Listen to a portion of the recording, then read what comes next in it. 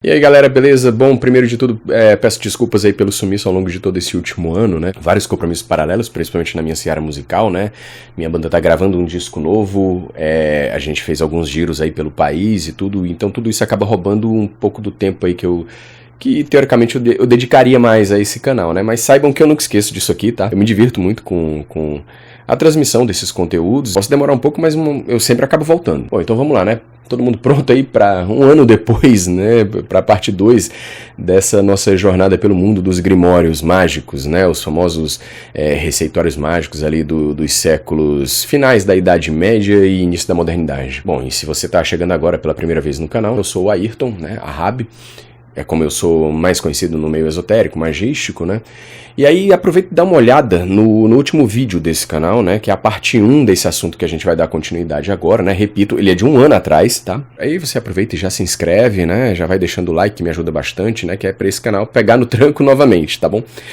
Essas pesquisas dão um maior trabalhão, então se você fizer esses procedimentos aí, você já me incentiva a seguir produzindo. Agora sim, antes da gente entrar nessa parte 2, uns amigos meus que viram a parte 1, e eu posso garantir que são gente bem versada em magia, história oculta, filosofia, etc, né? Eles me ajudaram com umas ligeiras erratas. Em alguns pontos nem foram exatamente erros, mas que eles detectaram, mas eles acharam por bem trazer alguns complementos ou adendos, né? Devido ao contexto de um ou outro material que eu citei anteriormente, né? Então, para fechar legal a parte 1, eu já vou começar aqui a parte 2 com essas observações da minha tropa, né? Que aí eu não deixo quem me acompanha aqui com informação pela metade ou mesmo imprecisa. Vamos começar pelo que foi dito ali pelo meu irmãozaço de mais de década, né? Kaique Girão, habilidosíssimo astrólogo. Se você gostaria aí de fazer o seu mapa astral, né? Consultas diversas aos astros, preditivos inclusive, né? Então sigam lá e solicitem no Instagram dele, né, @euristos. No momento que eu tô gravando isso aqui, salvo engano, o perfil dele tá momentaneamente desativado, mas logo mais ele volta, tá bom? Eu vou deixar aqui embaixo na descrição, né, e assim, melhor astrólogo e mais erudito eu não conheço. Então, o Kaique, ele costuma assistir meus vídeos, né, então como eu disse, claro, ele viu a parte 1, né, dos Grimórios e mandou uns áudios no meu WhatsApp complementando o que eu trouxe a respeito especificamente do Picatrix. Bom, e aí o Kaique, ele começou salientando que o Picatrix, mais do que um Grimório, seria, na visão dele, e na visão de muitos autores que embasam o entendimento dele a respeito do assunto, o Picatrix seria mais do que um Grimório, mas um genuíno manual de filosofia medieval, um pouco na linha ali do que representariam também os 3 livros de filosofia oculta do Cornelius Agrippa, né? Os quais a gente vai ver aqui ainda hoje, tá?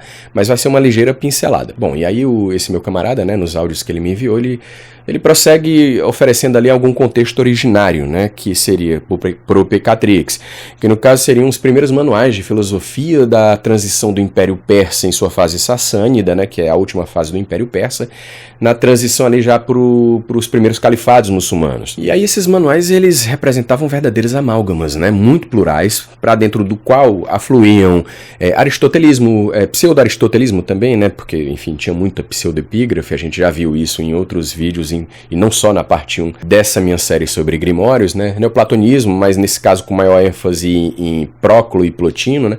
Secundariamente talvez ali Iâmblico. Mas então a fusão de tudo isso que eu acabo de elencar com elementos religiosos do Islã, e o Picatrix seria então o subproduto disso. Bom, até aí tudo bem, né? O vídeo anterior eu já falava sobre isso, mas o Kaique, ele insistiu na tag um livro de filosofia, e ele tá certo, a gente vai chegar no ponto dele. Então de que maneira, né, o Kaique prossegue, né, na exposição dele, e nessa altura o áudio dele já estava com 6 minutos, né, o que é pouco, considerando que já chegamos a trocar 15. E aí, voltando ao que o Kaique dizia, né, qual é a camada mágica que emerge, né, desse bololô perso-árabe? Eu citei um pouco, né, no vídeo passado, né, produção de filtros, né, capturar raios, né, esse é um tópico que foi salientado pelo Kaique como constando no Picatrix, e eu confesso que eu nem lembrava que a obra mencionava esse tipo de coisa, né, o que é bem interessante, né, ainda mais pra mim que sou filho de Ansan, né, Parrei Oiá, minha mãezinha, e que mais lá no Picatrix? Consagração de talismãs, claro, né, eu foquei muito nisso, enfim, etc, etc. Só que tudo isso derivava de comentários e recomentários dos sábios advindos daquele contexto que eu acabo de mencionar, né, aristotélico, persa-sassânida ou pós-sassânida, né. Para situar vocês geograficamente, eu estou falando de Levante e mais especificamente da região do Irã, né, que infelizmente agora passa por todo esse conflito aí que a gente está vendo. Então, esse aristotelismo conversava com o helenismo, que por sua vez também já conversava com a astrologia bizantina, né? Só que a gente pode puxar aí, na verdade, até mais figuras ilustres da prateleira filosófica árabe medieval, né? E o Kaique cita Abu Machar, Ibn Ezra, Avicena, Averroes, eu gosto muito desses dois últimos, né? Alguns desses aí tendo até oferecido elementos, né, protopsicológicos, né, não é parapsicologia, é protopsicologia ali nos seus tratados, né, referentes à cura da alma, das emoções, estados da mente, etc, né, então é bem interessante tudo isso aí também, né. E no geral, esse tipo de produção literária, ele corria por um fio condutor que unia. Eu vou citar aqui o meu parça Kaique mais uma vez, nas quase exatas palavras dele, né? Interpretação teológica das escrituras do Islã e seus dogmas, né? Mas filosofia clássica, né? Sobretudo aristotélica, como eu já falei, e mais ainda, aquela filosofia através da qual o mundo poderia ser lido, né? Quer dizer, magia naturalis, né? Tão característica do Renascimento. Agora, embora houvesse ali, né? Instruções receitadas que à primeira vista almejavam efeitos mágicos concretos, né? Sobretudo na parte talismânica, como eu falei no vídeo anterior, isso na verdade, pelo que eu entendi, chegou no Picatrix através de uma espécie de vácuo, né? De todo esse processo de fusão de elementos, digamos, metafísicos de matrizes helenísticas, e a higromanteia que eu também abordei no vídeo anterior, ela ajuda a refletir isso, mas também de matrizes persas e árabes, né? Então, resumindo, é como se em manuais como o Picatrix, a parte mágica, né? Eu acho que esse é o grande ponto que o Kaique quis levantar, não fosse necessariamente dissociada, pelo menos na intenção dos seus autores, originalmente, da parte filosófica, de modo que o Picatrix e tantas outras obras daquele período e daquele contexto, elas eram simplesmente, né, põe aspas nisso, tentativas de que se construíssem manuais. Digo manuais assim, de tudo mesmo, né, para que se explicasse o mundo e o universo como um todo. O Kaique até usou a expressão Almanaque Abril, né, se referindo a manuais como Picatrix, né, os 3 livros de filosofia oculta do Agripa e etc, né, é como se fossem cada uma espécie de Almanaque Abril, então, e quem é mais velho e alcançou o Almanaque Abril vai entender, né, engraçado que o Kaique, talvez ele, eu só tô percebendo isso agora, né, e talvez ele nem tenha se ligado, mas a própria palavra Almanaque é de origem árabe, né, Almanac, então assim, o Picatrix ele é um grimório? Mas talvez ele pareça mais um grimório para nós aqui em 2026, olhando em retrospecto, porque como estilo, né, só pra gente ficar num aspecto, né, aspecto estilístico, a terminologia dele, né, utilizada ao longo de toda a obra era essencialmente filosófica, né, mais do que mágica, mas isso eu já tinha percebido quando eu estudei pela primeira vez o Picatrix na versão do John Michael Greer, né. Bom, de todo modo, excelente a observação aí do meu amigo Kaique Girão. A fonte que ele indicou é a Filosofia Medieval, do Alain de Libera, né, eu não conheço, eu nunca li, mas eu já botei aqui na minha wishlist da Amazon, né. E é isso, valeu Caiquinho, depois a gente combina aqui uma live, né, um bate-papo aqui no canal.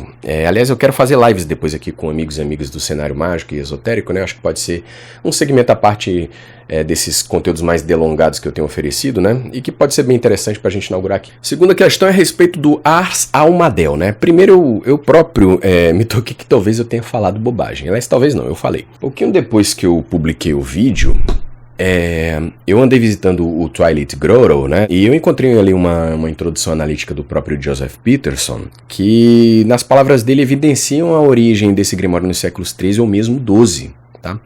E ainda segundo ele, o texto em latim derivaria de uma versão árabe, né, que hoje está perdida, e ele aponta ainda uma diferenciação de grafia e pronúncia do nome da modalidade mágica em si, podendo ser Almadel ou Almandal, sendo que a prática e o ferramental é descrito sob essa última forma, né, Almandal, como sendo algo mais próximo do original árabe, né? E a mesa nem é de cera, é de metal ou desenhada no chão, né? Como é comum naquela cultura. Então é a distinção entre isso e a primeira forma, a Almadel, né? Conforme todo mundo fala, que aí já seria uma coisa mais cristianizada com a mesa sendo feita de cera. O Peterson, inclusive, ele ainda... Pô, o Peterson é foda, né? Ele, no bom sentido, no melhor sentido da palavra, né? Ele ainda exibe lá no site, né? Eu vou colocar aqui do lado a evolução da mesinha, né? Das altitudes do Almadel, né? Conforme cada versão e cada manuscrito. E além do Peterson, né? O meu velho amigo Frater Goya, ele também trouxe, né, um tempo desses atrás, no Instagram dele, uma variedade de versões do Almadel, né, eu tomei até um susto quando eu vi passando no feed, né, putz, o Goya vai puxar minha orelha. Vou deixar aqui também o link da postagem dele aqui em algum lugar, né, mas para deixar claro, né, o Almadel não é uma coisa recente na tradição grimórica e mágica, né, como eu dei a entender no vídeo anterior, tá bom? Então é isso, né? Segue o baile. Essa foi a introdução mais longa que eu fiz até agora, né? Aqui no canal. Eu já vi que o vídeo vai ser longo. Não tinha nem como não ser. E eu nem entrei nele ainda. Mas enfim, é isso. Feitas as devidas retificações, né? Adendos, complementos, etc. Agora sim, vamos pro conteúdo de hoje. Roda a vinheta.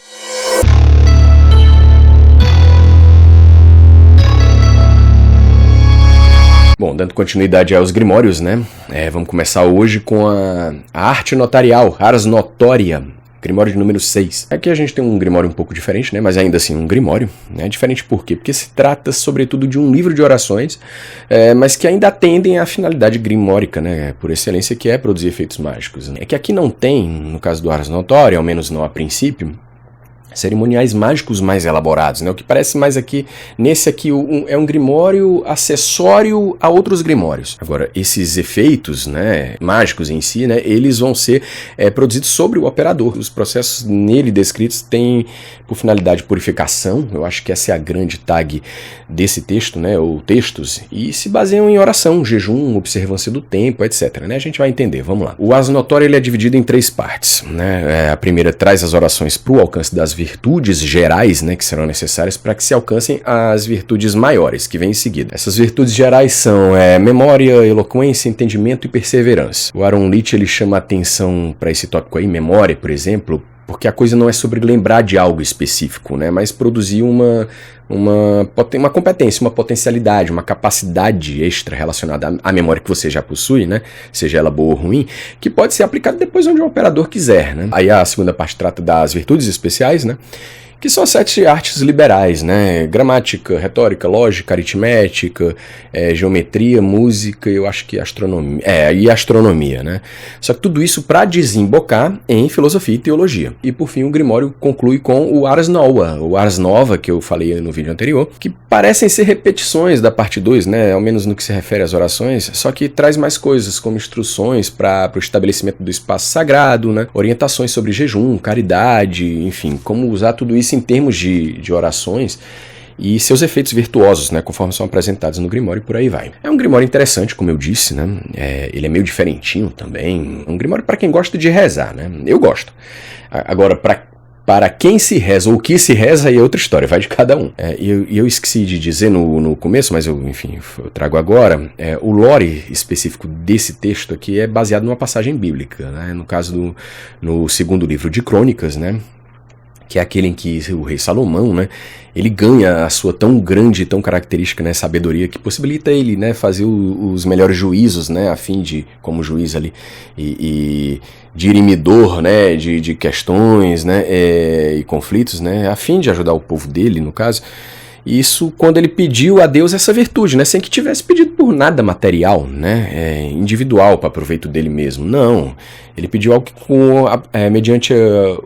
mediante cujo uso ele pudesse ajudar os outros, né, a sua comunidade, né? E daí que emerge, né, Salomão como esse rei sábio, né? Tudo bem que depois, aos olhos de Deus, ele sai cometendo cagada atrás de cagada, né? Outra coisa peculiar, e na verdade eu acho que é o que mais chama a atenção, são as iluminuras, né? A disposição imagética das orações, né? Algumas são circulares, então você tem que girar o livro, né? O que pode até induzir um certo grau de hipnose. Já outras ilustrações, elas estão dentro de formas geométricas que remetem a apetrechos alquímicos, a anjos e caracteres mágicos, né, aqui e acolá, nos cantos das páginas, interagindo com as palavras, então tudo isso é bem psicodélico. Espero que tenha uma formiguinha aqui na lente. E, aliás, por falar, né, em iluminuras, né, que é um artifício, né, é uma característica, um atributo da arte medieval muito reminiscente, né, na gente. Então esse Grimório ele é bem antiguinho, né, ele, apesar de eu estar elencando aqui já bem depois, né, na ordem, porque já tivemos toda uma parte 1 desse assunto no vídeo anterior, né, ele é mais ou menos, ele está situado ali mais ou menos entre os séculos 14 e 17, né, portanto ainda pega ali Idade Média em alguns dos seus mais de 50 manuscritos referentes a ele, né, ao Ars Notoria, que se tem à disposição. Mas eu coloquei aqui, né, logo depois do Lemegeton, porque ele muitas vezes acaba sendo associado indevidamente, né, a chave menor, que é a tardia, né? Eu já expliquei isso no vídeo passado também, né? O que é que acontece a esse respeito, né? Se você for ver, por exemplo, no verbete do Wikipedia, acerca do Lemegeton, você vai ver que o 5º livro que está elencado lá é o Ars Notoria, e nem é o Ars Nova. Heptameron, ou Quarto Livro de Filosofia Oculta, né? Esse segundo título que eu acabo de trazer, ele, por último, ele nem é muito bom, né? Eu vou explicar por quê. Mas comumente o pessoal se refere ao Heptameron como sendo, ou como se fosse, melhor dizendo, né, um suposto quarto livro do Agripa. Deixa eu situar melhor cada coisa aqui, né? O Heptameron, na verdade, ele se chama Elementa Magica, né? Do latim Elementos Mágicos. E era um livro curto, bastante objetivo, né, de magia ritual, sendo que a sua autoria é comumente e erroneamente, né, atribuída a Pietro de Abano, um estudioso italiano dos séculos 13 e 14, parece até que ele era amigo do Marco Polo. E esse cara traduziu muita filosofia árabe, grega, enfim, mas a verdade é que muitíssimo provavelmente ele não tem nada a ver com o Heptameron, né? Sendo aí mais uma das muitas pseudepígrafes ao longo da tradição literária mágica ocidental. Então o que é que acontece? É que o Agripa, quando ele escreveu os 3 livros de filosofia oculta, né, ele não deixou nenhum manual de como você poderia articular e operar todos aqueles saberes de alguma forma prática, né? Eu tô falando aí de que saberes, né? As propriedades dos astros, das plantas, né? Uma certa taxonomia espiritual que ele arrisca ali também, né? Ou seja, os tipos e classificações de seres espirituais, algumas implicações matemáticas também envolvendo aí as forças mágicas disponíveis, né, toda aquela coisa dos cameias, dos quadrados mágicos também. E aí o papo é que ele pretendeu, ou teria pretendido, né, colocar as coisas de uma forma suficientemente detalhada para educar os que são sábios e preparados o suficiente para lidar com aquilo a título de obter conhecimento do universo, né, e ao mesmo tempo de uma forma pouco detalhada de propósito, né, que é para um imbecil qualquer não ir muito fundo naquilo e acabar dando ruim. Ou seja, se magia fosse uma espécie de RPG, né, e quem diga que meio que os 3 livros do Agripa dariam conta de descrever os cenários, os itens do jogo, né, as regras gerais, né, e o Heptameron seria tipo o livro do jogador. É só para colocar aqui em termos, né, ilustrativos, pedagógicos, né, de nerdola old school, né, e convenhamos, muito magista é bem isso mesmo. Só que o Heptameron nunca foi escrito pelo Agripa, né, e menos ainda pelo Pietro de Abano, como eu já falei, né. Na verdade o autor, quem quer que tenha sido ele, né, certamente era alguém vindo de um background salomônico, né, porque a gente detecta muita coisa da salomônica ali no Heptameron, né, inclusive o livro aparece como parte integrante de uma das versões da chave maior, né, no caso a versão hebraica da chave de Salomão, o famoso Mafteah Shlomo, né, que veio à tona em 1903, baseado em um manuscrito possivelmente de 1700, ali mais ou menos, e este por sua vez baseado também em outros autores anteriores, né, mas enfim, friso novamente o que já disse na parte 1, que não, a chave de Salomão nunca jamais foi originalmente escrito em hebraico, né? Enfim, tudo isso só para dizer, né, no Mafteah Shlomo, né, versão hebraica da chave de Salomão, versão tardia, consta lá o Magical Elements, né, o Heptameron amarrando tudo dentro de uma genealogia genuinamente salomônica. O Heptameron ele é muito útil, tá? Para quem gosta, por exemplo, de magia planetária, né? Eu, no meu caso, quando eu trabalho com anjos planetários, eu gosto de empregar em alguns casos, né? No caso específico do arcanjo Rafael, por exemplo, eu gosto de aplicar as conjurações constantes ali no Heptameron, ele responde bem. Assim como na versão reconstituída do Grimório Verum, com o qual eu costumo trabalhar, é que hoje eu não uso mais círculo, né? Mas no começo eu usava o círculo do Heptameron, justamente na falta de um círculo mágico, que talvez devesse estar prescrito no próprio Grimório Verum, e não está. Então, só para situar, né, alguns acessórios do Heptameron, e com isso a gente também atestar a importância desse texto, né? Não é porque é um Grimório curtinho pseudepigráfico que ele não possa ou não deva ser utilizado de maneira eficaz, e ele é. Vamos lá, Abramelin, né, outro que a rapaziada adora. Gente, o Abramelin ele é muito importante, ele é muito conhecido, ele tem diversas aplicações, suscita debates acalorados, teorias até hoje, né, é daqueles grimórios que quando vira assunto numa roda de conversa, de ocultismo, né, pode pedir mais 3, 4 cervejas aí que o assunto vai longe, né, e não faltam razões para isso. O título original full é A Sagrada Magia de Abramelin, o Mago, né, e aí isso faz referência a uma suposta modalidade mágica, né, que teria sido transmitida por um certo mago egípcio chamado Abramelin, né, a um buscador chamado Abraão, que não é o Abraão bíblico, tá bom?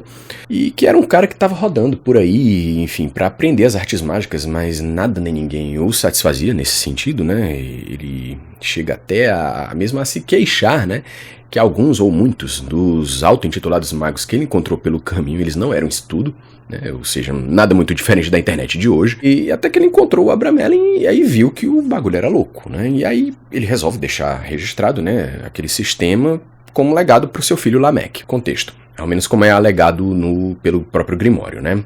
Tempos do imperador Sigismundo do Sacro Império Romano Germânico, né? Claro que isso não garante a antiguidade do Grimório até essa época, né? Podendo muito bem ser posterior, mas nunca anterior, né? Porque o autor não teria como saber que o Sigismundo subiria ao trono. Na verdade, tudo isso é o livro 1 de 3, né? Que constituem um Grimório, né? Via de regra, a gente já viu isso na parte 1 também, né? Os Grimórios, antes de mais nada, eles costumam sempre apresentar o seu próprio cartão de visitas, né? Como tudo começou, quer dizer, de onde vieram aqueles saberes, de onde veio aquele Grimório, e vale dizer, essa história nunca é verdadeira, né? Ela serve como propaganda de si, né? Do próprio texto. Essa parte introdutória é sempre o Grimório enchendo a própria bola, né? Qualquer que seja o Grimório. Aí livros 2 e 3, né? Aí sim a coisa é posta em prática, né? No que é que consiste a magia sagrada de Abramelin, né? Que é ensinada ali. É basicamente privação sensorial, isolamento, reclusão, jejum e principalmente reza. E quando você achar que já rezou o suficiente, aí meu amigo, é que você reza mesmo, né? Invoca Deus com toda a sua fé, todas as suas forças, né? Que nessa altura, suas forças, quer dizer, 1 ano e meio, né, depois, né, que é mais ou menos a duração do ritual inteiro, aí forças é tudo que você já não tem. E é isso que surge aí o Santo Anjo da Guarda. E aí essa famosa entidade, ela vai te tutelar, ela vai te instruir, passar uma série de bizus que vão possibilitar a próxima fase do jogo, né? Ao menos a gente tá aqui falando do Grimório, né? Já eu falo de como o Abramelin assume importância em outros contextos. Então a próxima fase do jogo, né, possibilitada pela invocação do anjo, né, é justamente o domínio de 12 demônios, né, e 4 espíritos familiares, sendo que aqueles 12 eles vão estar vinculados a talismãs que constam no livro 3. Na verdade, a ideia comumente aceita aí é de que os espíritos e os talismãs elencados no livro 3, eles dizem respeito apenas à experiência, ao ritual, né, original do autor Abraão. E aí, nesse caso, funcionaria somente para o Abraão, até porque é o anjo da guarda dele, né, que possibilita o acesso àqueles espíritos. E aí, nesse caso, e para todos os casos que não é o particular dele, né, e para todos os efeitos, portanto, né, mesmo os talismãs do livro 3, sem as hierarquias evocadas de forma bem-sucedida, são inúteis. Então, o leitor pode simplesmente deixar para lá a parte final desse grimório, né, e descobrir por si só, pela própria experiência, o que é que esse ritual pode lhe proporcionar. Agora, vem várias questões e comentários que a gente pode fazer, né. A ideia de um anjo da guarda, né, de um espírito angelical elevadíssimo, né, e vinculado pessoalmente, intransferivelmente a cada um de nós indivíduos, cada qual com essa relação respectiva, né, de 1 para 1, né, é uma ideia muito antiga na história da espiritualidade humana, né. Existem diversas denominações alternativas para este ser que variam conforme a cultura de cada povo, né, cada época, cada doutrina, ainda que, claro, né, haja muito debate sobre a equivalência, né, se é lá ou não, né, entre alguns desses conceitos que eu poderia trazer aqui, né, como o eu superior, o gênio superior, né, a egoeides, né, em grego, algoeides, como as pessoas chamam, o que me leva ao ponto 2. O Abramelin é frequentemente adotado no contexto de algumas ordens esotéricas, né, de que maneira? Dando acesso ao que a gente chama de o adeptado. Em algumas ordens, o camarada ele só atinge determinado nível iniciático correspondente ali a Sefirah de Tiferet, mediante a execução do Abramelin ou ritual similar. O que ocorre é que quando a porta de entrada para o ocultismo acaba sendo as ordens esotéricas, né, mágicas, enfim, esse tipo de agremiação que hoje em dia a gente até reconhece que está meio fora de moda, né, mas nem por isso não trazem a sua eficiência na evolução das pessoas que ali ingressam, inevitavelmente nesses contextos de ordens, né, a pessoa vai estudar, mesmo que superficialmente, o caminho que ela ainda irá percorrer, né, através dos graus posteriormente, né? Então lá na frente, em algum momento, normalmente é bem no meiozinho ali da carreira, né, no atravessar da metade do percurso iniciático, ela vai se deparar com a necessidade de um ritual, podendo ser, e frequentemente o Abramelin, né, que vai colocá-la em contato com essa entidade, né, o Santo Anjo Guardião, né, que é uma entidade ali que está pronta ali para te deixar a par do teu propósito de vida, né, em contato com verdades transcendentes. Isso tudo, claro, promete uma transformação pessoal em diversos níveis, né, no aspirante. O próprio Crowley, né, se engajou profundamente no Abramelin, né, esse é um tema recorrente da biografia inicial dele. Mas aqui entra um ponto interessante e talvez polêmico, né, mas enfim. Vocês comentam aqui nos comentários a visão de vocês a esse respeito, que o anjo da guarda que consta lá no Abramelin, nesse contexto iniciático, ele é alçado a um patamar talvez mais profundo do que teria sido pretendido originalmente com o próprio Grimório. Na verdade, eu vou jogar isso como o próximo ponto aqui, o próximo comentário, que é o 3. Que bom que eu consegui organizar bem bonitinho, né? Porque em sequência, né? Porque eu nem tinha planejado assim. 3. O sagrado anjo guardião ele é tão somente um gatekeeper. Sim, tipo o Skirling, né, no Grimório Verum, por exemplo. Com que intuito? Controle de demônios. Quer dizer, o que lá por volta ali do século XV era pura e simplesmente um player de feitiçaria, tô me referindo ao Santo Anjo da Guarda, ele ganhou ares teurgicamente transformadores na contemporaneidade. Calma que eu não estou dizendo que as ordens estão erradas, deturpando a parada, né? Até porque eu mesmo sou iniciado, vinculado a uma ou duas dessas ordens. Então, sim, eu reconheço que as coisas se ressignifiquem, que as forças mágicas disponíveis, elas são perfeitamente capazes de serem realocadas, né? Mediante os desdobramentos culturais de cada época, funcionarem de novas maneiras, né? Em atendimento às atribuições que eventualmente se coloquem, e tá tudo bem, mas é preciso deixar isso claro. No esforço de se construir teorias de tudo, certas escolas dão o seu jeito de encaixar em sistemas maiores peças, como o Abramelin, que antes não eram necessariamente pertencentes a nenhum sistema. Eram somente parte de um gênero literário magicamente funcional. Antes de fechar esse ponto, esse Grimório, né? Só mais duas curiosidades. A versão mais conhecida do Abramelin, ela é fruto de uma tradução do Samuel MacGregor Mathers, né, ainda no século XIX, final daquele século, a partir de um manuscrito do século XVII, salvo engano. É com essa versão que o Crowley trabalhou, inclusive, né? Só que em meados dos anos 90, né, descobriram uma nova versão alemã, certo? Um manuscrito até então era inédito e que, assim, sem maiores discrepâncias em relação ao que a gente vai chamar assim de Abramelin tradicional, que é o francês, né? Ele aumenta a nova versão alemã, né, que é anterior à francesa do ponto de vista histórico, né, da época de seu surgimento, né, ele aumenta o retiro de 6 meses, que era 6 meses na versão do Mathers, para 1 ano e meio de ritual. Além também de ter descristianizado a coisa toda, né, algumas passagens lá referentes à Páscoa judaica e tudo. Além disso, a parte de talismãs na versão que se tinha até então francesa, né, que eu já afirmei, historicamente posterior, né? Essa parte de talismãs do livro 3 ela estava bem danificada, enquanto que no Abramelin de 1995, esse alemão, essa versão alemã, ela me parece que foi suprida adequadamente de novo, enfim, esse é um ponto. Por fim, eu tenho um último comentário que eu gostaria de fazer, que diz respeito a um filme intitulado A Dark Song, de 2016, eu acho. Eu nunca vi, ele é do gênero terror, e que tenta retratar ali. A referência parece ser bem óbvia, quer dizer, ela é bem óbvia para quem se debruça sobre material ocultista, né, e estuda isso, né. Então a referência é bem direta ao ritual do Abramelin, né.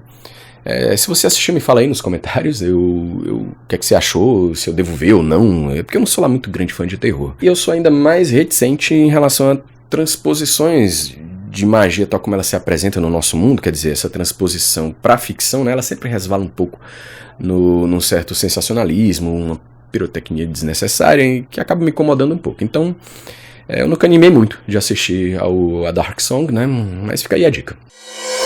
Simbora para mais um Arbatel da Magia. E nessa altura você talvez já esteja até ficando meio confuso em relação a essa profusão de termos que são parecidos, né? Almadel, Armadel e agora Arbatel, né? E o pior é que nesse caso, a Arbatel nem tem muita conexão etimológica com os outros nomes, né? Dessa vez o título vem do grego, né? Arbathiaó, que significaria aí os 4 caracteres de Iaó, linkando aí, portanto, o tetragramaton, né? Originalmente hebraico, com sua forma helenizada Iaô, apropriado pelos gnósticos. Bom, Arbatel, se você já ouviu falar de espíritos olímpicos, né, aqui é o palco deles por excelência, tá? É um grimório suíço, né, da segunda metade do século XVI, e aliás, ele cita bastante o Paracelso, que para quem não conhece, é uma figura legendária, né, gigante, eu diria, do esoterismo ocidental, alquimista, introdutor do princípio sal na alquimia, né, para além do enxofre e do mercúrio. Ele que também é suíço, né, então não é à toa que o Arbatel o cita. E lembrando também que esse é um grimório incompleto, tá? Isso porque hoje a gente só conta com o primeiro dos 9 livros que constituem, ou constituiriam, né, esse grimório no seu todo, né? Na real, a gente nem sabe sequer se os outros 8 livros foram escritos, né? Muito embora o grimório chegue a no mínimo intitular cada livro e descrever o seu teor, né? Eu não vou adentrar muito essa parte, até porque são só, digamos assim, ementas, né? Então não tem muito o que aprofundar. Por hora a gente só pode falar do que tem. Então, no caso é o primeiro livro apenas, né? Intitulado Isagoge, ou Isagog, e ele é organizado em 49 aforismos, né? Divididos em 7 grupos de 7, grupos estes que por sua vez a gente vai chamar de septenários, e aí neles vão ser descritos a organização do universo, né, das entidades, muitas lições de moral, ética, lições espirituais, né, também são propostas ali, etc. E os espíritos olímpicos eles só aparecem no terceiro septenário, tá? E esses espíritos que também são em número de 7, né? E cada qual vinculado a um planeta da astrologia tradicional. São eles o Aratron, Bethor, Phaleg, Orc, Hagit, Ophiel e Ful. Tive que ler aqui, né? Eu nunca memorizei. Na verdade, eu nunca pratiquei o Arbatel, já o estudei bastante e ele tá, digamos assim, na ordem do dia para meus próximos passos. E aí, quem sabe eu volte aqui e produza alguns conteúdos relacionados às experiências obtidas, né? Ou no meu Instagram, né? Eu vou deixar minhas redes sociais aqui. E é dito também que esses espíritos olímpicos, eles regem uma das 196 províncias, né? Assim chamadas províncias, né? Do universo, né? Assim como eles também governam períodos cíclicos de 490 anos em revezamento, né? De modo que o atual período em que a gente vive, né? Ele é regido pelo espírito mercurial Ophiel. O reinado dele começou no ano de 1900 do século passado e vai até 2390, né? É interessante que a era telêmica, né, ela é inaugurada em 1904, então quase que sincronizou aí o Arbatel. Evocar os espíritos é bem descomplicado no Arbatel, precisamos admitir isso. Em dada altura, o próprio texto ele meio que mete aquela de, no fundo, se você tiver fé, isso importa mais do que qualquer forma conjuradora. E fora isso é necessário o selo, né, do espírito olímpico, que por sua vez, por simbólica planetária, ele vai reger o âmbito de atuação mágica que é puxado a partir da natureza da petição. Os pontos cardeais também vão ser importantes nisso, porque o Arbatel, ele é um grimório, vamos dizer assim, do bem. Ele estimula a solidariedade, a compaixão, o senso de coletividade, né, do mago como indivíduo atuante ali na comunidade a qual ele pertence, né. Sério mesmo, os aforismos puxam esse papo, eles estimulam isso o tempo inteiro, né, o que é maravilhoso, porque em vez daquela coisa, né, daquele tom de muitos grimórios de tão somente obter coisas pra si, né, é um traço digno de nota, né, do Arbatel. Mas nem era disso que eu ia falar. Era dos pontos cardeais, né? O tema da petição em relação à simbólica dos pontos cardeais. O termo utilizado para descrever os poderes, né, ou graças almejadas, segredos. Então existem os segredos maiores, né, que são proporcionados pelos espíritos do leste, os segredos médios favorecidos no sul, porque o leste está aqui para trás, né? Tanto que os altares estão aqui. Então, os segredos médios, né? No sul, e aí sobram os segredos menores, né? Que por eliminação é o oeste e o norte, né? Segredos maiores têm a ver com cura, com o alcance das virtudes. Os médios, eles têm a ver com aquisição de saberes. E os outros pontos cardeais, né? São mais vinculados a questões de força, de riqueza e até destruição, né? O Grimório, como eu já falei, é um Grimório bonzinho. Ele chega, inclusive, a omitir o detalhamento dessa parte aí que é mais hardcore. E aí, para auxiliar, né? No mapeamento dessas hierarquias espirituais que estão à disposição do operador, né, do magista, o Arbatel ele vai sugerir a confecção de um aparato denominado Selo dos Segredos, que é um disco dividido em 4 quadrantes, cada qual subdividido internamente em mais 7 seções, né, e por fim cada uma dessas 7 seções ela é dividida novamente em 4 partes, né, total é uma pizza de 112 fatias. Existe um príncipe central que governa cada quadrante, né, com 3 governadores auxiliares de cada lado dele, né, fazendo os 7, né, no total, como eu já disse. E sob cada um desses, né, inclusive sob o príncipe também haverá 4 segredos, que eu também já falei, conforme a ordem de grandeza para cada categoria de segredos. Agora, o que a gente consegue entender é que nenhum desses anjos ou gênios, como queiram chamar, correspondem aos espíritos olímpicos, né, mas ainda assim é preciso dispor o caractere deles, né, digo, dos olímpicos, de acordo com a simbólica do pedido, em consonância com os segredos nas suas relações respectivas com os pontos cardeais, como eu já falei também. E é só assim que o operador vai saber que espírito olímpico vai reger a operação, né? Em que quadrante e que hierarquias do selo dos segredos vão auxiliar e cuidar de tudo, né? Não é confuso, é que só falando assim pode até parecer, mas não é, tá tudo bem organizadinho lá nos aforismos dos septenários, né? Na verdade é até bem simples, se a gente comparar com a chave menor, né? O Ars Paulina, o Ars Teurgia, putz. O Arbatel ele também sugere que o selo dos segredos ele possa talvez ser utilizado, ele diz assim, é vantajoso, é de utilização vantajosa para o mago. A utilização do selo de segredos como uma ferramenta mnemônica, né, no melhor estilo ali da arte da memória, né, do Giordano Bruno. O Grimório não explica muito como fazer isso, né, ele só diz que é vantajoso e eu imagino que sirva para alguma coisa tipo exercício de clarividência, prática no astral, quem sabe, né, o ponto focal devocional enquanto se ora, já que o Arbatel enfatiza a questão da reza, né, então fica pontuado isso aí também. Mas não têm, não, o selo dos espíritos, né, o nome deles para cada quadrante. Então, não. O Arbatel, ele até recomenda com as seguintes exatas palavras, né, você poderá escrevê-los em sua própria língua. De nome mesmo, a gente só sabe os dos espíritos olímpicos, né, o resto você vai descobrir por si, ritual após ritual, né. O que pode deixar alguns praticantes meio tensos, né, pisando em ovos ou simplesmente confusos, desalicerçados, né, digamos assim, né, sem base. Mas se você for ver, é algo muito interessante, é empoderador, é estimulante, porque espiritualmente falando, porque o operador ele vai ter a chance ali de constituir o seu próprio espaço de trabalho. E quando eu digo espaço aqui, é espaço no invisível também, né, em sentido de tanto de templo astral como em constituição de um panteão pessoal. Por fim, eu quero recomendar 2 blogs, né, de operadores praticantes do Arbatel, né. Um é o teosmagica.com do Frater Asher, né, famoso Frater Asher. Hoje ele se dedica mais à Goécia, né, mas ele tem relatos interessantes na seara do Arbatel também. Aliás, o Instagram dele é sensacional e principalmente agora já puxando pro Arbatel mesmo, né, mais especificamente, eu recomendo o digitalambler.com do estadunidense Sam Block, mais conhecido com... não é o...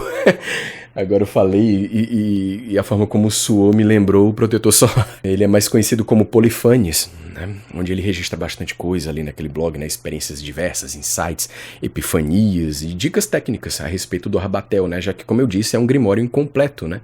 Então é a prática do dia a dia dos seus... não sei se muitos praticantes, né? Mas ele é muito popular, esse grimório, né? Então acredito que muita gente esteja operando com ele sim.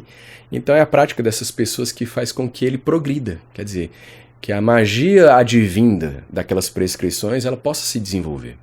Então, recomendadíssimo. Vamos lá, mais um. O livro juramentado de Honório, né, também chamado, já vi traduzirem assim, de o livro das juras de Honório, mais conhecido como Liber Iuratus ou Liber Juratus, né, a depender da pronúncia do latim de cada um. Aliás, eu tenho que fazer aqui mais uma errata, tá, porque em relação ao vídeo passado, eu devia até ter posto isso no começo do vídeo, junto das outras 2 observações introdutórias, né, mas enfim, a gente acaba esquecendo, então vai agora. No vídeo passado eu falei que o Liber Juratus, que é este grimório que eu tô trazendo, que eu vou apresentar agora, né, ele era o mesmo grimório do Papa Honório, né? Não é, tá? Foi mal. Eu falei isso lá no vídeo 1 dos Grimórios, quando eu estava apresentando o Grimorium Verum, né?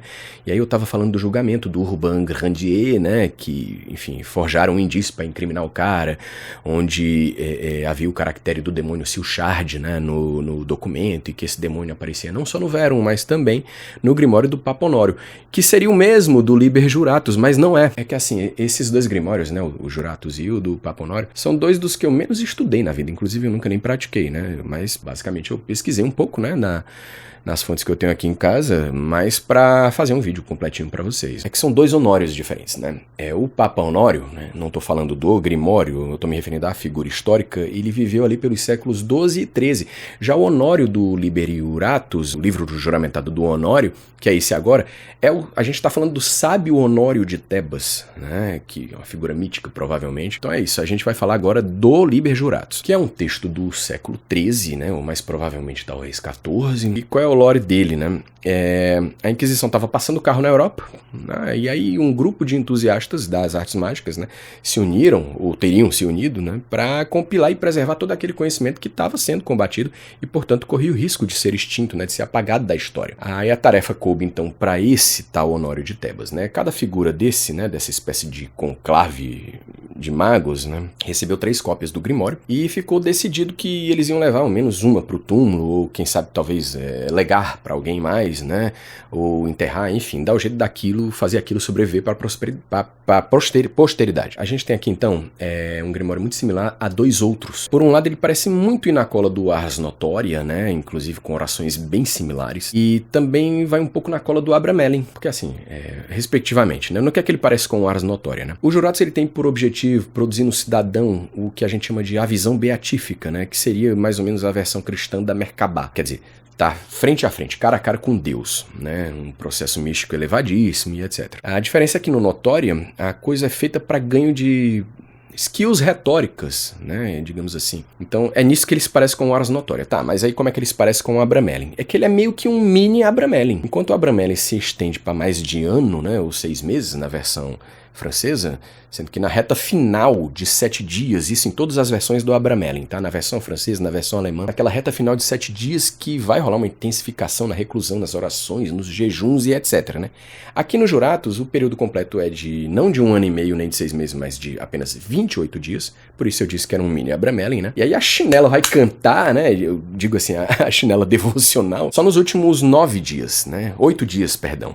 E aí sim, ocorre a visão beatífica. Tá, a gente encerra o Juratos aqui, mas só uma observação pertinente para o que vem a seguir. Desde a parte 1 eu vinha tentando elencar os grimórios por ordem de antiguidade, né? Mas aí aqui a gente já avançou bastante, né? A gente já tá se caminhando pro fim, né? Essa série só vai ter 2 vídeos, né? E mesmo assim eu tô trazendo um texto que ainda é da Baixa Idade Média, portanto muito velho, né? E por que eu fiz isso? Porque na sequência a gente vai tratar de magia enoquiana. E vale lembrar que é do Liber Juratus que o pai da magia enoquiana, o Dr. John Dee, ele vai tirar o sigilo de Emmet, que é um aparato importantíssimo para magia enoquiana, né? Então o John Dee, claro, ele tinha, né? Ele possuía um exemplar do Liber, do livro juramentado de Honório, na estante dele. Então vamos passar adiante pra gente ver que história é essa.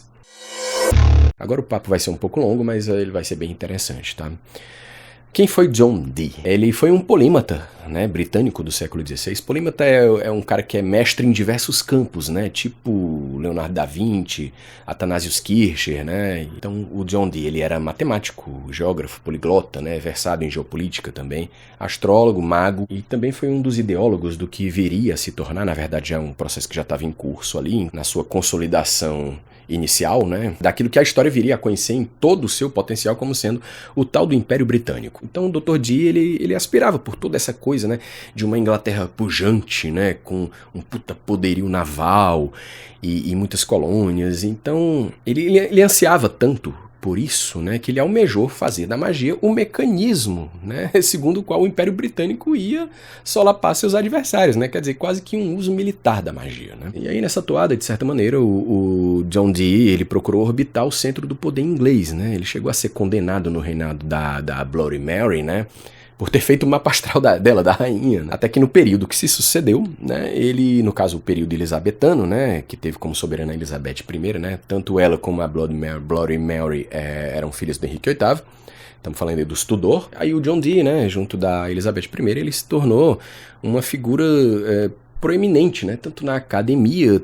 Bom, na verdade ele já era considerado um fodão, né, no meio erudito institucional ali daquele período da Inglaterra. Já tinha um bom tempo, inclusive, que ele gozava desse prestígio acadêmico, mas então ele virou agora um cara top, quer dizer, tanto na universidade quanto na camada política ali daquele contexto. Por exemplo, ele chegou a prestar consultoria, né, de navegação para a Marinha Inglesa. O pessoal costumava também aventar a hipótese de que ele teria atuado como espião em outros países e, enfim, é uma figura bem interessante, né, mas vou tentar não me delongar muito aqui na biografia dele, embora vai ser um pouco impossível, porque a história da magia enoquiana e de alguns conhecimentos grimóricos que advêm, né, da magia praticada pelo John Dee meio que se confundem, né, ali com a própria trajetória humana dele, né. Vamos ver aqui como é que eu faço, né. Então, já mais na segunda metade da vida dele, ele viveu muito, viu? Ele foi até os 80, 81 anos, né.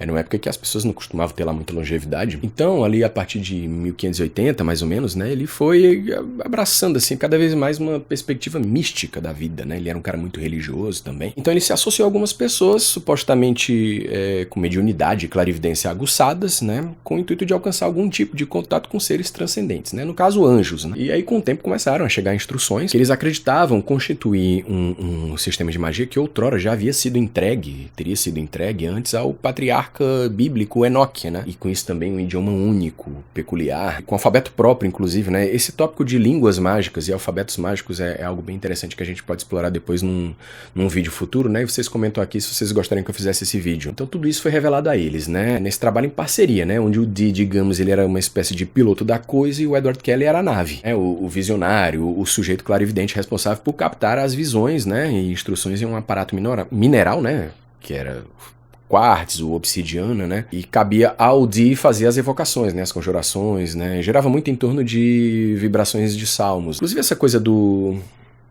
scrying, em aparatos minerais, né? A gente já viu isso antes em Tritêmios, né? Tá, mas esse é um vídeo sobre grimórios, né? Cadê o grimório? O que é que o John Dee produziu? Olha, muita coisa, viu? Sobretudo em parceria com Kelly, né? Pra gente não se estender muito, a gente pode focar em duas fases dessa trajetória que renderam frameworks mágicos passíveis de serem implementados ainda hoje, né? A saber, a Heptarquia e a Grande Mesa Enoquiana. Na verdade, a gente está em território enoquiano nos dois casos, tá? Mas apesar de que é no trabalho com a Grande Mesa, né? Com as 4 atalaias, as 48 chamadas, a tabela da união, ali sim é que é o John Dee no seu prime. Porque ali ele oferece uma modalidade mágica mesmo absolutamente original, dá pra dizer, né? E sobretudo, né, influente até os dias de hoje, né? Agora, a primeira modalidade, né, a Heptarquia, ela de fato ela tinha mais uma cara de grimório clássico, né, propriamente dito, né? Já a segunda fase, né, da Grande Mesa e tudo, ela sobreviveu aos séculos mais sob a forma de diários, né? Não que a Heptarquia também não conste nos diários manuscritos do Dee, mas parece que a coisa já é meio que escrita e pensada com começo, meio e fim. Portanto, se assemelha mais a um grimório como corpus, né? Aliás, vamos começar, né, por essa primeira leva, né, da Heptarquia, que recebeu o título de Quinti Libri Mysteriorum, né, ou 5 livros dos mistérios. Esse título não está evidente em nenhum frontispício, exceto na capa de cada um dos livros que constituem essa compilação inteira. Então começa pelo Mysteriorum, Liber Primus, em seguida tem o Liber Secundus, depois o Liber Tertius e por aí vai. E aqui a gente tem uma linha de trabalho, né, muito salomônica, né, com ecos ali de Arbatel, por exemplo, né? Porque se eu falei em Heptarquia é porque nessa primeira fase da carreira mágica do John Dee, né, as entidades angélicas também estavam organizadas no sistema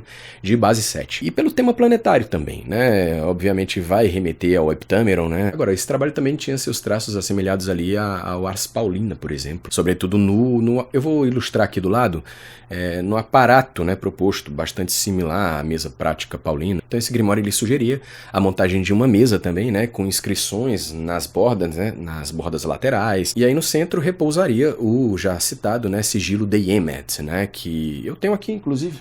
Então tá aqui o sigilo de Emmet. Idealmente ele deve ser produzido em cera. Aliás, o Rodrigo Vignoli produziu o dele em cera. É um trabalho belíssimo. Sigam o Rodrigo Vignoli. Vou deixar também aqui a indicação. Esse aqui é de MDF e eu desenhei, né? Então, assim, que o John Dee adaptou, né? Como eu já falei, do Liber Juratus, né? E mais ainda, né? Miniaturas deste mesmo sigilo, né? Meio que isolando ali os pés da mesa. E aí, ao redor de todo esse arranjo central, né? Sobre a mesa, o sigilo de Emmet, né? Repousam os planetários, né, e uma bola de cristal, que é onde finalmente o Kelly, né, ele tinha lá as visões dele, né, depois que o Dee recitava os salmos, e basicamente era isso. Essas sessões dos 5 livros dos mistérios, elas duraram mais ou menos de dezembro de 1581 até abril, acho, de maio, talvez, de 1583. Me escapam esses detalhes, mas a compilação inteira dos diários do John Dee, né, reunindo o material do Casaubon, de quem eu já vou falar, né,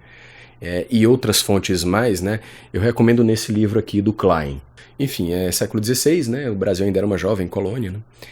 Então, isso dá conta da primeira fase. Agora, a segunda, ela costuma ser intitulada de A True and Faithful Relation of What Passed for Many Years Between Dr. John Dee and Some Spirits, né? Esse é o título compridão, mas para encurtar, todo mundo fala A True and Faithful Relation. Esse título não é do próprio John Dee, né? É dessa pessoa que eu acabei de mencionar. Na verdade, é como foi publicado em 1659, quer dizer, mais de 50 anos depois da morte do John Dee, né?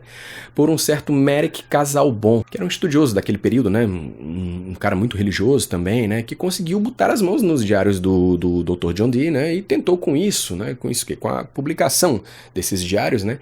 Alertar as pessoas para o perigo de se envolver com espíritos. Na verdade, o Casaubon ele tinha um respeito, ele tinha pelo legado intelectual do Dee, né? E aí esses diários cobrem um período que aí vai de 1583 até a morte do nosso personagem, né? E conforme eu já falei, foi aí que o bicho pegou pra valer mesmo em matéria de magia enoquiana. Gente, aqui eu tenho propriedade para falar, porque eu já operei e opero muito com magia enoquiana. Eu lido com isso na prática desde 2014, mais ou menos. E como eu acabei de dizer, né, nessa segunda fase dos diários do Dee que surgem a Grande Mesa, as Atalaias, as chamadas, os éteres que eu não citei antes, né? Então vamos do começo, tá? Eu vou tentar ser o mais sintético possível, porque todo esse campo de conhecimento e de prática mágica é um buraco sem fundo, tá? Um vídeo de 10 horas ainda não daria conta da coisa toda. Vamos lá. o que é a grande mesa, né? É um grande diagrama, né? Todo quadriculado. Eu vou deixar imagens aqui, como sempre. O Dee já tinha trazido desenhos parecidos antes, né? No Liber Logaeth, que é outro trabalho dele revelado, né, em um momento intermediário ali entre a epitarquia e esse momento que a gente está abordando agora. E em cada quadradinho repousa uma letra específica do alfabeto enoquiano, né? Qual é a novidade? Os nomes das entidades, né, angelicais, aqui no caso, né, em vez de virem os nomes prontos, né, não, eles vão ser formados meio que num esquema de caça-palavra, né, dentro desse circuito, cada qual com as suas hierarquias, atribuições e etc. Né? Ou seja, mais um exemplo aí, né, a exemplo do Arbatel, onde... E é exemplo da chave maior também, né, onde os nomes não são exibidos de antemão. E, na verdade, a grande mesa é o diagrama resultante de outros 4 quadrantes menores, né, eu tenho aqui esses exemplos impressos em alta qualidade para... Enfim, eles são menorzinhos para que se torne mais prático para mim atualmente, assim. Mas eu tenho também esses estandartes, eu vou deixar imagens aqui, deles pintados em tamanho bastante grande, né? E, na verdade, essa arte da pintura aqui não foi feito por mim, foi feito por ex-colegas de um grupo de trabalho de magia enoquiana, do qual fiz parte há muitos anos atrás, mais de década atrás. Então fica guardadinho. Se eu fosse tirar aqui esse trambolho, né, para exibir para vocês, ia ser uma confusão grande e ia desarrumar todo o circo que eu montei aqui para gravação. Então eu acabei herdando essas bandeironas aí. Então, no entendimento do Dee, isso era muito simbólico do que está descrito no livro do Apocalipse, né? Como a Jerusalém Celestial, né? Que seria uma grande fortaleza que teoricamente vai descer, né? Feito nave-mãe, né? Para arrebatar os justos e toda aquela coisa do fim dos tempos, né, bastante escatológica. E aí cada torre de vigia, por sua vez, né, também está subdividida em novos 4 quadrantes, né, cruzes, de modo que para acessar cada porção, né, seja grande ou pequena, da tabelona, o operador precisa recitar, né, ou vibrar, como a gente gosta de se referir, que é para enfatizar o ardor espiritual, o ímpeto, né, que é necessário ao ato. Então o mago precisa vibrar uma dessas chamadas, né, que são orações respectivamente vinculadas às diversas regiões, né, respectivas regiões da grande mesa. Calma que tem mais, né? Depois da 18ª chamada, tem ainda mais 30 chamadas, né? Responsáveis por abrir os chamados Etirs, ou éteres enoquianos, né? Que são regiões ainda mais obscuras e não imediatamente acessíveis do universo. E nisso, tomando o universo como se fosse constituído sob uma estrutura de cebola, sabe? Feito uma grande esfera com camadas cada vez mais internas e concêntricas, né? Ou como uma matriosca, talvez. Bom, como eu falei, a magia enoquiana, ela é algo extremamente poderoso, certo? Surpreendente, educativo, transformador, eu sou suspeito para falar.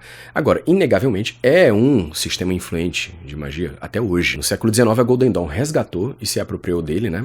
Modificou um pouco, né? Atribuindo, por exemplo, ali um simbolismo elemental às atalaias, né? A fim de integrar a magia enoquiana ao seu próprio, quando eu digo seu, da Golden Dawn, né?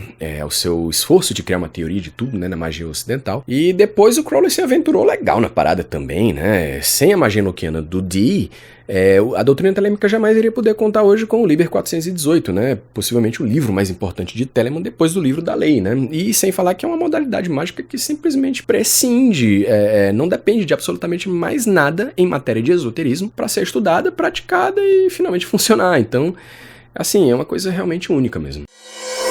Bom, finalmente estamos chegando ao fim, né?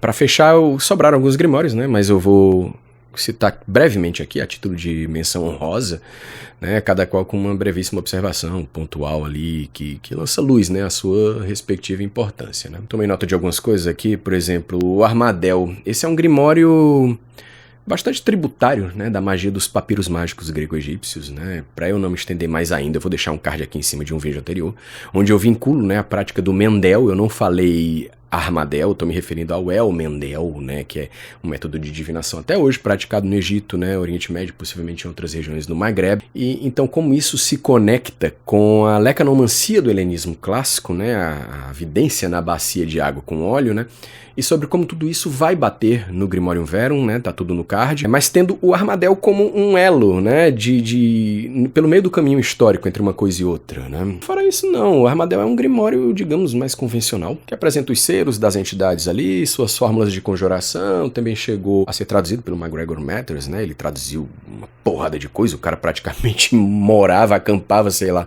dentro da biblioteca do Arsenal em Londres, né. E fora o aspecto que eu mencionei como sendo tributário aos PGM, né, os papiros mágicos greco-egípcios, o que é uma coisa indubitavelmente muito importante, né? Fora isso, não sobra muito mais o que falar não do Armadel. A gente podia ter falado também, e vamos mencionar apenas, né, o Grand Grimoire. Agora, eu acho que as questões mais importantes relacionadas a ele giram em torno de que suas hierarquias demoníacas, né, elas são bastante similares às do Grimorium Verum, né, inclusive com demônios homônimos, né. E nisso cabe mencionar aqui o papel proeminente desempenhado pelo demônio Lucifuge Rofocale, que ele substituiria, por exemplo, o demônio Tashmarsh, né, no Grimorium Verum. E há inclusive quem ache, é até muito comum afirmarem que aquele demônio em particular, né, o Rofocale, seria parte das hierarquias do Verum, o que não é verdade. São grimórios independentes entre si, embora certamente tenham uma raiz em comum. Vale uma pesquisada na etimologia do nome do Lucifuge Rofocale, tal como é explanado no The True Grimoire, né, que eu tenho aqui, daqui o volume do Jake Stratton Kent, que eu já apresentei na parte 1 dessa série de vídeos e em outros vídeos também, salvo engano. E aqui é aventada a possibilidade de que, segundo o nome, seria tão somente uma corruptela do próprio nome de Lúcifer, né, ao contrário, né, o que inclusive está alinhado também com a ideia de Lucifuge, né, aquele que foge da luz em contraponto com Lúcifer, que seria aquele que traz a luz, né. E além do que, um dos quadrados mágicos do Abraham Ellen, esse nome já havia aparecido lá, né? Isso é discutido aqui no JSK também. Fora isso, é um grimório que lida com seres quitônicos, né? Alguns chamariam de magia negra, mas é um conceito que não me soa muito adequado e preciso, mas enfim, né? Por falar em capirotagem, né? Já que eu citei antes muito rapidamente na retificação que eu fiz ao Liber Juratus, né? Mas não custa fazer uma nova menção agora ao grimório do Papa Honório, né? Que é algo bem relacionado à Goécia também, e isso não deixa de ser bem curioso, né, já que a gente está falando de um papa, né, e eu aproveito para recomendar aqui o livro Magia Papal, né, que é uma leitura bem curiosa. E fora esses, né, eu também mencionei, ainda que muito veladamente, né, no vídeo anterior, a Clavis Inferni, que é de onde saíram as iconografias talvez mais conhecidas, né, que a gente tem aí dos 4 reis cardeais, né, da Goécia, mas que também é um grimório importante, né, no que ele faz link com o conceito de Ouroboros nos PGM, né. Isso também é citado pelo Stephen Skinner, né, no seu monumental Techniques of Greco-Egyptian Magic, né, feita aqui então essa recomendação também, né, tanto ao livro do Skinner como ao Grimório Clavis Inferni. Também não dá para fechar esse vídeo sem fazer ao menos uma menção aos 3 livros de filosofia oculta do Heinrich Cornelius Agrippa, né, obra extremamente influente na magia ocidental, né, talvez tenha sido o primeiro esforço de se erigir alguma espécie de teoria de tudo na magia ocidental. Isso aqui é de 1509, 1510, né? Essa versão aqui é a da Madras. A tradução não é boa, mas é o que a gente tem para hoje, né? Eu recomendo, caso você leia em inglês, pegar o original em inglês, né? Eu tenho só em Kindle. E nesse sentido, a tradição da Golden Dawn é devedora bastante, né, dos saberes que estão catalogados e elencados nos 3 livros de filosofia oculta do Agrippa, né? E nesse caso é catálogo mesmo, né? É o termo adequado, porque, a exemplo do que a gente já viu na parte que a gente tratou do Heptameron, né? Não existe nada de instrução prática nos tomos do Agrippa, então talvez por isso não seja lá muito preciso categorizar os três livros de filosofia oculta do Agrippa como se fossem parte de um esforço grimoral. Eu pessoalmente acho que não. Muito embora eles tenham, sim, servido de base pra cacete, né, pro estabelecimento de grimórios posteriores e até mesmo de escolas, né, esotéricas, herméticas, tardias e contemporâneas, né, nesse sentido mais abrangente. Aliás, nesse sentido, o Magus, né, do Francis Barrett, certamente é devedor do Tratado do Agrippa. O Magus faz um bem bolado entre os 3 livros de filosofia oculta e o Elementa Mágica, né, o suposto 4º livro. E o resultado é um grimório moderno, contemporâneo, né, embora possa ter surgido até mesmo como uma base curricular para uma tentativa que o Barrett estava fazendo ali no início do século XIX, né, de estabelecimento de uma ordem mágica, né, em torno dele. Eu citaria ainda o Black Pullet, né, e a Cabala da Borboleta Verde, né, que costumam aparecer como anexos do Grimorium Verum, mas que podem muito bem ser considerados grimórios por si próprios, né. E por fim, para não deixar de mencionar, tem ainda o Wagner Volksbuch, de 1594, né? Essas datas todas, aliás, preciso falar isso. Todas as datas, séculos que eu tiver mencionado neste vídeo ou no anterior, não vá tomar como precisamente não, por 2 razões. Primeiro, é muito número e eu posso ter me enganado. Segundo, pesquisas novas estão sendo empreendidas todos os dias, o tempo inteiro, sobre todos esses materiais.